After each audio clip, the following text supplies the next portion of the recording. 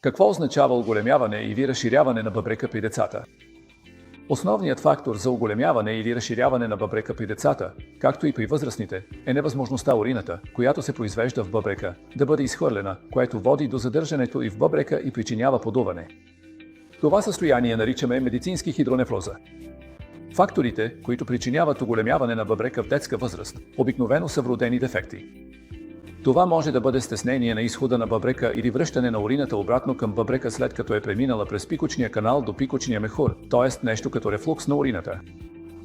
Стеснението на изхода на бъбрека или връщането на урината от пикочния мехур, т.е. при уринарен рефлукс. Всъщност днес много от децата, които са изложени на тези състояния, ако са в напреднал стадий, още докато са в утробата, при ултразвуковите изследвания на плода се подозира проблемът и след раждането се диагностицират.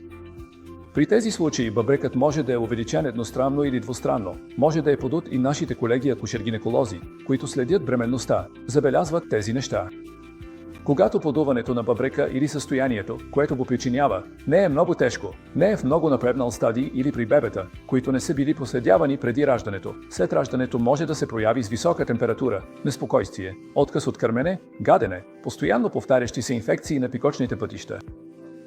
Основните методи, които използваме за диагностика, са радиологични изследвания, а след това коригираме лечението според откритата причина. В крайна сметка основната ни цел е да отстраним подлежащата причина за проблема.